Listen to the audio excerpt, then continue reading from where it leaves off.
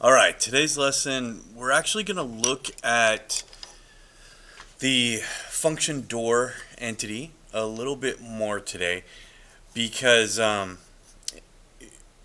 want to look at how we parent relationships between entities so that you have a parent and a child object. And that will come into play when we're making custom rotating doors like fences and gates and stuff like that. So a question that's been asked is how do I make like a sliding glass door or a window that can open but can also be broken? And the dilemma we run into is that as a brush, I can turn it into only one type of function. I can have a funk door or I can have a funk breakable. I can't have a funk door breakable. There's no such entity.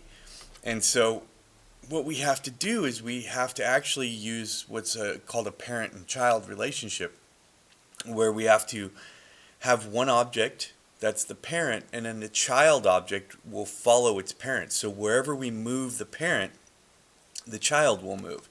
So let's take a look at this map that I have running here, and I'm going to go ahead and reload it. Let me click in the box here. Reload. All right, so I have the trusty crowbar here, and so right here I have a door, and if I press on the button it opens and closes. I just used wood for the demonstration that you guys do me. I'm actually going to have you use glass, but you can see this operates just like the doors that we've done. I walk up, I press E, it opens, I press E, it closes. However, I can also break the center of it out, like I could if this were a sliding glass door. Now what you'll notice is that the frame still operates. So the reason that I'm able to do that is because the door is actually made up of a couple of different pieces. So let's go over here to the door. So the frame of the door, which is this piece around the edge here, is made up of 4 brushes that I grouped together. So let's take a look at how I did that. So I'm just going to make some random brushes here.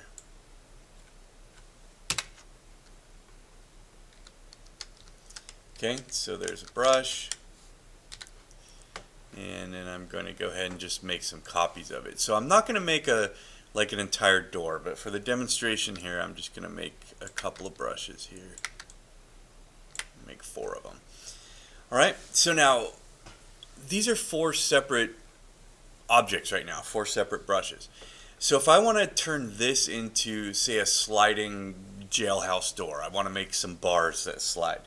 What I would want to do is I would want to group them together before I convert it to a brush. Before I convert it to a door. So I'm going to click on one of them. I'm going to hold down the control button on the keyboard, and then I'm going to click on the other pieces. Alright, so that gives me a selection of all 4.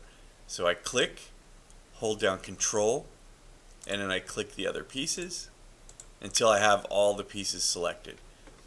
I'm going to go up here under the menu, click Tools, Group. Alright, so now this is a single object.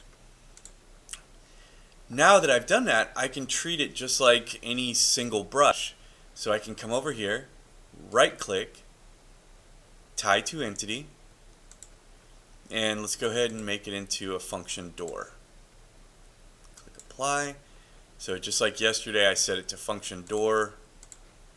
Click apply. I'm going to go to my flags. I'm going to set toggle, use opens, undo touch opens, click apply, and then let's go ahead and compile it and see what it does.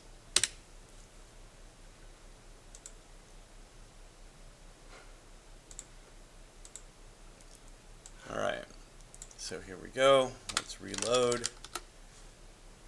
Alright, so there's the little pieces there. So now if I walk up to this, so now it's operating just like a door. It's 4 brushes. I grouped them together. I took the group and converted it into a function door. and now it operates as a single entity within the game. So if you look at my door frame here, what you'll notice is it's the same thing. I've got a top piece, a bottom piece, and two sides. And you could do as many elaborate pieces as you want. You could have 15 different little pieces that you put together, group it, then convert it to a function door, and you'll have a moving operating door. Now the problem comes from this piece in the middle. So this piece, I can't group it with the other object, because if I try to group it, it becomes door and not breakable. So we have to do something a little bit different. So what I've done here is I've created my door frame. It's just a regular function door, but I named it. I named it door frame 1.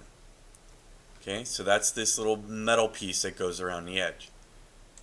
Now the center piece, I just took a regular brush, like we've done before. I just made a regular brush that filled this space right here. I right clicked on it and I turned it into a func breakable. So if you don't remember how to do func breakable, go back and look at the lesson on breakable glass, when we made windows and boards and stuff that we could break. So it's that exact lesson. I just simply took this board and I did a tie to entity and I made it func breakable. Now, the last thing I need to do to this to make it work is if you go down a little bit here where it says parent, you'll notice I assigned the parent door frame 1. So what that means is wherever this door frame goes, this thing will move. So it doesn't matter where in the world this object is. If it moves 6 feet to the left, this is going to move 6 feet to the left. The child object always follows its parent. So let's mess with it a little bit and just kind of take a look at how it works. So I'm going to take this piece of wood here and I'm just going to move it over here. All right. So let's recompile our map. All right, map is good. And let's reload the map. All right. So here's my door frame, and here's that piece of wood. This is the breakable wood. Okay, so let's reload again because I just broke that. Right, but now if I open this door, watch what its child is doing. So even though it's detached from the frame, the door frame is right here, that piece of wood is following its parent. But it remains breakable. So that means that when you guys build like a sliding glass door or a window that can open, what you're actually doing is you're creating a function door, then you're creating a function breakable, and you're parenting the relationship. So remember, the child object follows its parent. So we want the breakable object to follow the door object. And I'll show you guys how to play with this a little bit more as we get deeper into parent relationships, and we can actually have props follow things. We can have hidden func doors that move other objects inside the game. But for today, I want you to make a sliding glass door that can open and close, but can also be shattered. All right, so it's going to require you to look at your func breakable lesson, because I want it to be glass, not wood. And I want you to take a function door, and I want you to build a frame, put glass in it, make it a breakable sliding glass door. So it will function exactly the way my example does here. The difference will be yours will be glass and not wood. All right, so let's take a look at this one more time.